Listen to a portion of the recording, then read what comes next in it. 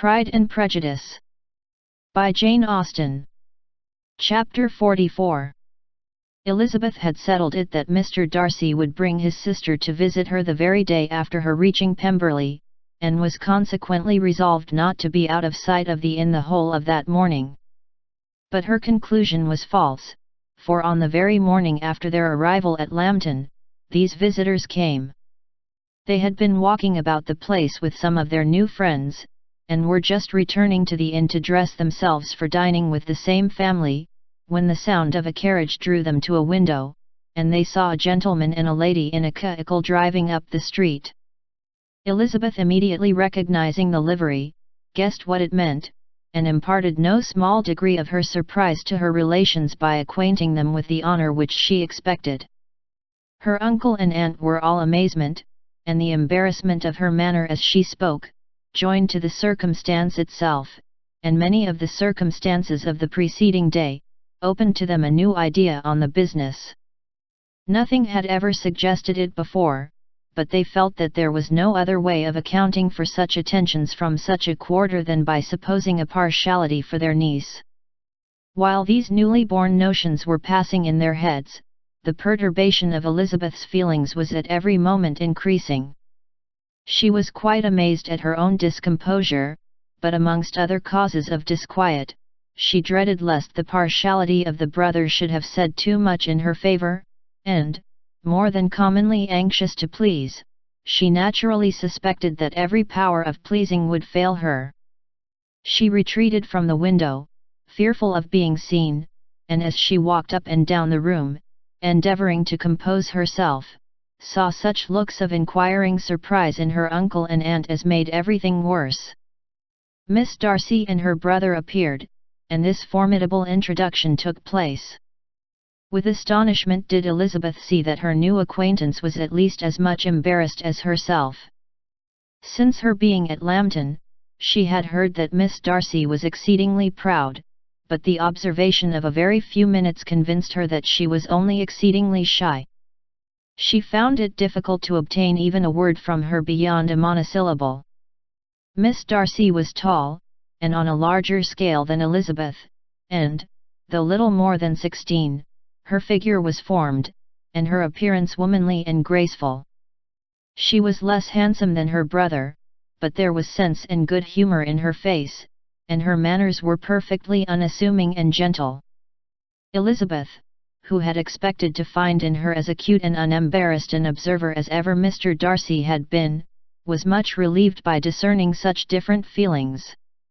They had not long been together before Mr. Darcy told her that Bingley was also coming to wait on her, and she had barely time to express her satisfaction, and prepare for such a visitor, when Bingley's quick step was heard on the stairs, and in a moment he entered the room. All Elizabeth's anger against him had been long done away, but had she still felt any, it could hardly have stood its ground against the unaffected cordiality with which he expressed himself on seeing her again. He inquired in a friendly, though general way, after her family, and looked and spoke with the same good-humoured ease that he had ever done. To Mr. and Mrs. Gardiner he was scarcely a less interesting personage than to herself. They had long wished to see him. The whole party before them, indeed, excited a lively attention. The suspicions which had just arisen of Mr. Darcy and their niece directed their observation towards each with an earnest though guarded inquiry, and they soon drew from those inquiries the full conviction that one of them at least knew what it was to love. Of the lady's sensations they remained a little in doubt, but that the gentleman was overflowing with admiration was evident enough. Elizabeth, on her side, had much to do. She wanted to ascertain the feelings of each of her visitors, she wanted to compose her own, and to make herself agreeable to all, and in the latter object, where she feared most to fail, she was most sure of success, for those to whom she endeavoured to give pleasure were prepossessed in her favour. Bingley was ready, Georgiana was eager, and Darcy determined, to be pleased. In seeing Bingley, her thoughts naturally flew to her sister, and, oh, how ardently did she long to know whether any of his were directed in a like manner.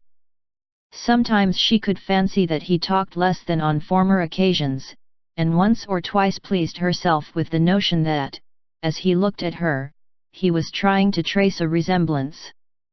But, though this might be imaginary, she could not be deceived as to his behavior to Miss Darcy, who had been set up as a rival to Jane. No look appeared on either side that spoke particular regard.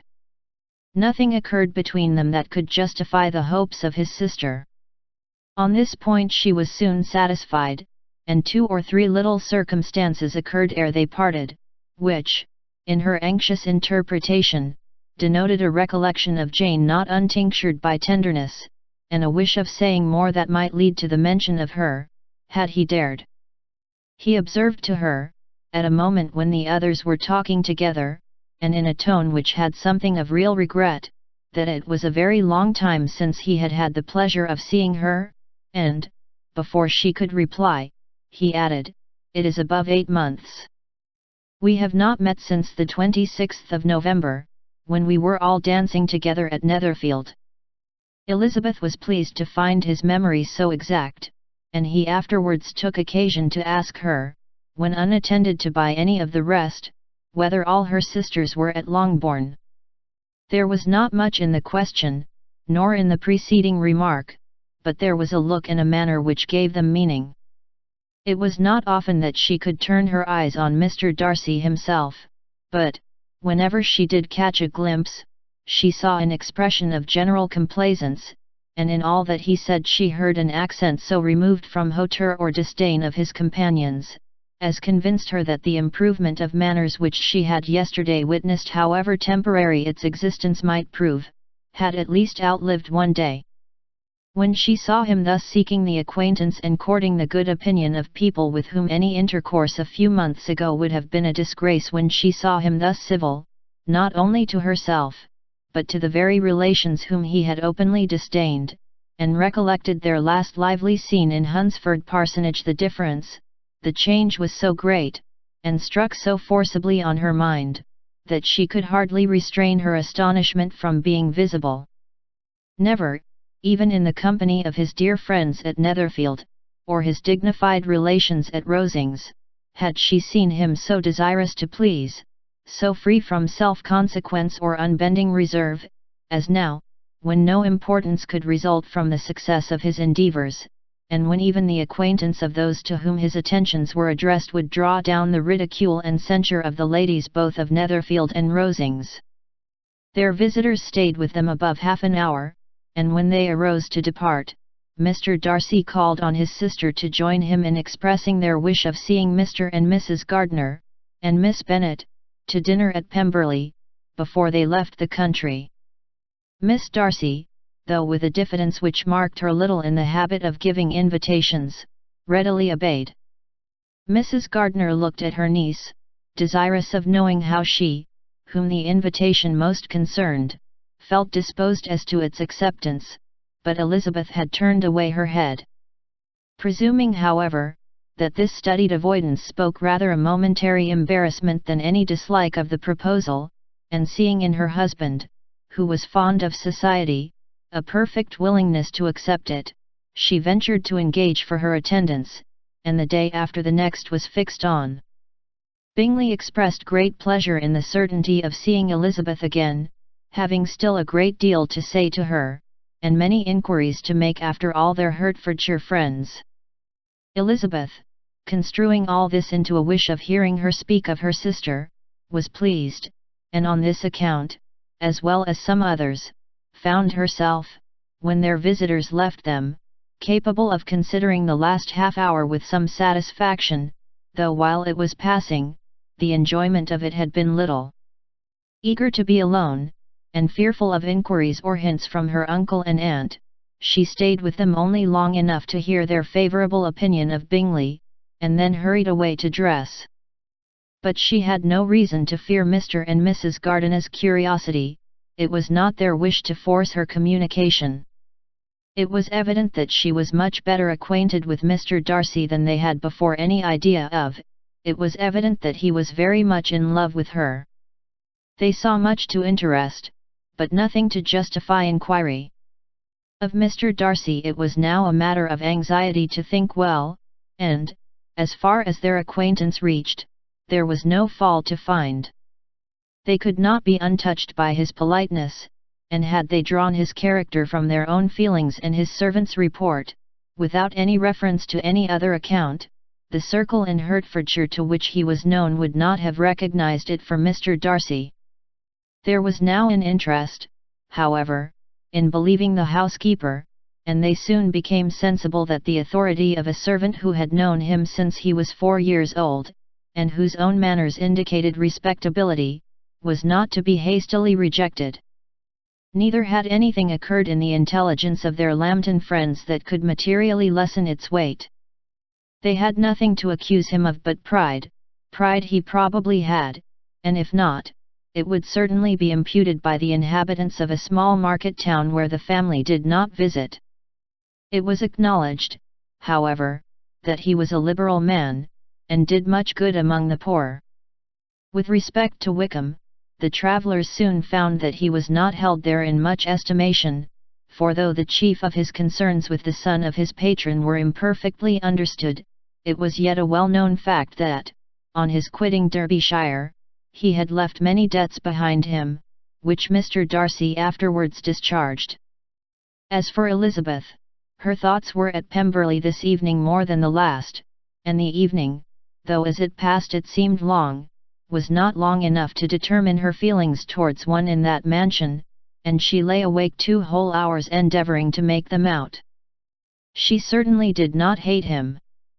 No, hatred had vanished long ago, and she had almost as long been ashamed of ever feeling a dislike against him, that could be so called. The respect created by the conviction of his valuable qualities, though at first unwillingly admitted, had for some time ceased to be repugnant to her feeling, and it was now heightened into somewhat of a friendlier nature, by the testimonies so highly in his favour, and bringing forward his disposition in so amiable a light, which yesterday had produced. But above all, above respect and esteem, there was a motive within her of goodwill which could not be overlooked. It was gratitude, not merely for having once loved her, but for loving her still well enough to forgive all the petulance and acrimony of her manner in rejecting him, and all the unjust accusations accompanying her rejection. He who, she had been persuaded, would avoid her as his greatest enemy, seemed, on this accidental meeting, most eager to preserve the acquaintance, and without any indelicate display of regard, or any peculiarity of manner, where their 2 selves only were concerned, was soliciting the good opinion of her friends, and bent on making her known to his sister. Such a change in a man of so much pride exciting not only astonishment but gratitude, for to love, ardent love, it must be attributed, and as such its impression on her was of a sort to be encouraged, as by no means unpleasing, though it could not be exactly defined. She respected, she esteemed, she was grateful to him, she felt a real interest in his welfare, and she only wanted to know how far she wished that welfare to depend upon herself, and how far it would be for the happiness of both that she should employ the power, which her fancy told her she still possessed, of bringing on her the renewal of his addresses. It had been settled in the evening between the aunt and the niece, that such a striking civility as Miss Darcy's in coming to see them on the very day of her arrival at Pemberley, for she had reached it only to a late breakfast, ought to be imitated, though it could not be equalled, by some exertion of politeness on their side, and, consequently, that it would be highly expedient to wait on her at Pemberley the following morning. They were, therefore, to go.